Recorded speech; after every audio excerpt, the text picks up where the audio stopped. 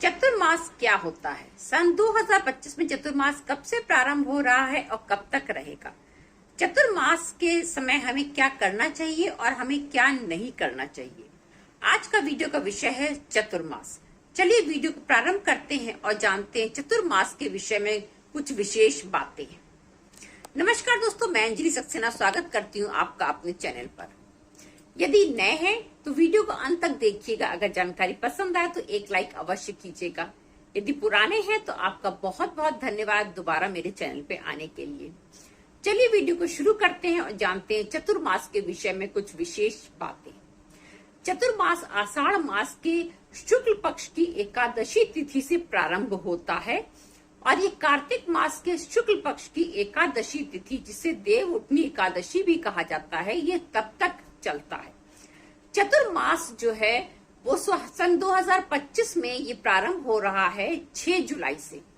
वैसे तो एकादशी तिथि जो है वो 5 जुलाई से प्रारंभ हो जाएगी, परंतु उदया तिथि में ये 6 जुलाई को रहेगी और रात तक रहेगी, इसलिए 6 जुलाई से चतुर्मास का प्रारंभ हो रहा है। और जो लोग एकादशी का व्रत करते हैं वो लोग 6 जुलाई को ही एकादशी का व्रत भी करेंगे। चतुर्मास में हमें कुछ विशेष बातों का ध्यान रखना चाहिए। सर्वप्रथम तो चतुर्मास के दौरान कोई भी मांगलिक कार्य नहीं किया जाता है। इसका कारण क्या है?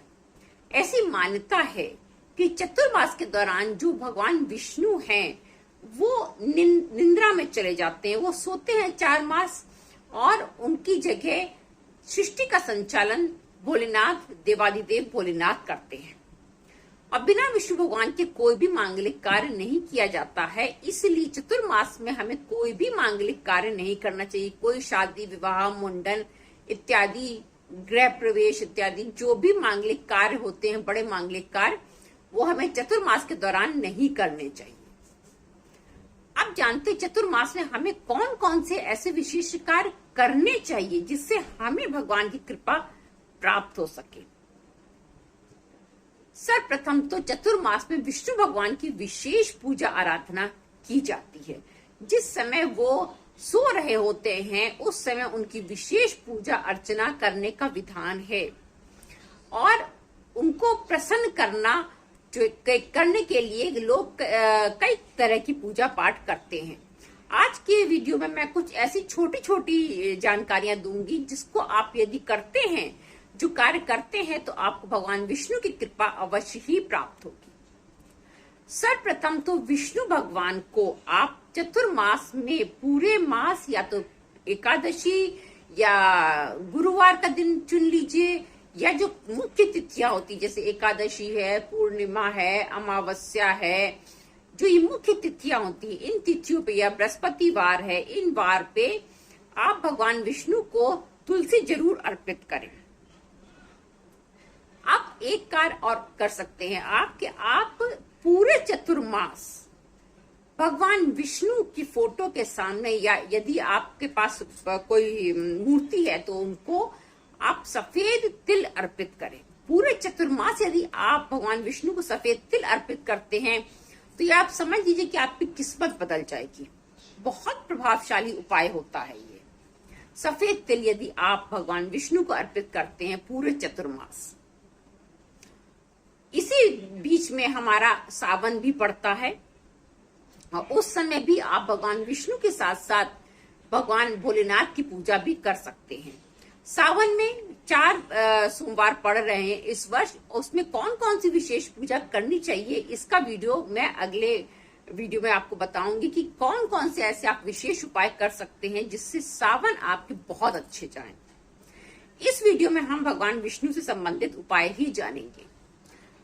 आप एक कार्य और कर सकते हैं। आप किसी भी विशेष तिथि में आप भगवान विष्णु का अभिषेक करें पंचामृत से, या आप हर पूर्णमासी कर सकते हैं, एकादशी पे कर सकते हैं। विशेष तिथियों पे यदि आप भगवान विष्णु का पंचामृत से अभिषेक करते तो भी आपको भगवान विष्णु की विशेष कृपा प्राप्त होगी। इस चतुर्मास में जो भी पूजा पाठ होती उसका विशेष महत्व क्या होता है?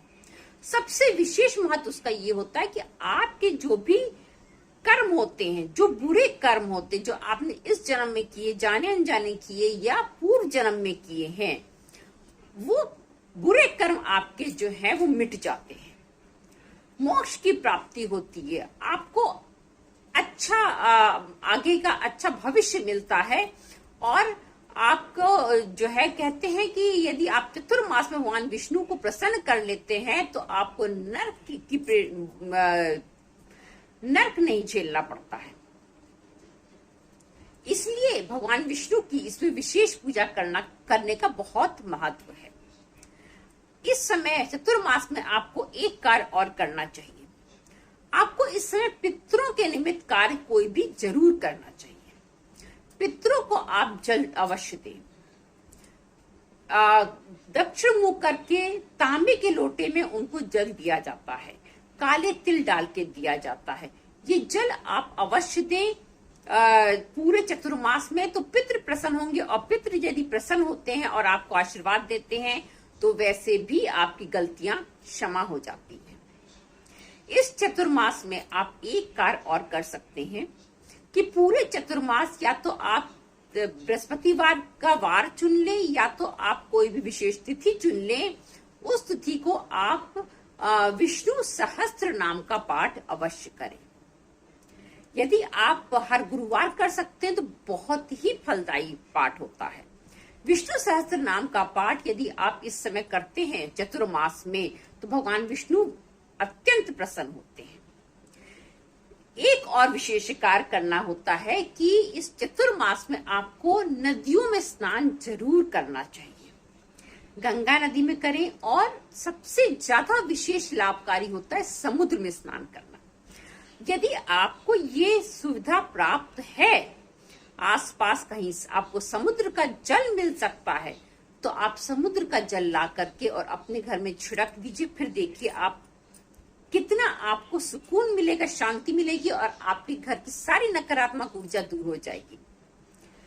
यदि प्राप्त नहीं है तो भी जो पवित्र नदियां हैं वो किसी से कम नहीं है। उन पवित्र नदियों में आप स्नान कीजिए और उनका जल अपने घर में अवश्य छिड़के। अपनी देहरी पे तो अवश्य ही छिड़के, इससे बहुत लाभ मिलता है। क्योंकि भगवान विष्णु इस समय जो है वो सोते हैं जल में, इसलिए उस जल में उनकी जो सकारात्मक ऊर्जा है वो उसका प्रवाह हो रहा होता है। इसलिए उस जल का महत्व बहुत ज्यादा हो जाता है चतुर्मास में। ये कुछ छोटी छोटी है परंतु बहुत लाभकारी उपाय है। छोटे छोटे हैं लेकिन उनको छोटा ना समझिए, उनका प्रभाव बहुत ज्यादा है। और खास तौर से अगर आप विष्णु सहस्त्र नाम का पाठ करते हैं इस चतुर्मास में तो वो बहुत ही विशेष फलदायी होता है। भगवान विष्णु को आप तुलसी अर्पित करना बिल्कुल भी ना भूलें। और यदि संभव हो सके तो हल्दी की माला से आप उनके मंत्र का जाप करें। कोई भी ऐसा कार्य करें, छोटा हो या बड़ा हो, जिससे भगवान विष्णु प्रसन्न हो सके और चतुर्मास का आप लाभ उठाएं। भगवान विष्णु को प्रसन्न करके अपने द्वारा की हुई गलतियों के लिए आप क्षमा मांग सकते हैं, क्षमा प्राप्त कर सकते हैं। ये बहुत ही विशेष चतुर्मास के 4 मास होते हैं। यदि जानकारी पसंद आई हो तो एक लाइक अवश्य कीजिएगा, मेरे चैनल को सब्सक्राइब कीजिएगा और दोबारा मेरे चैनल पे जरूर आइएगा। नमस्कार।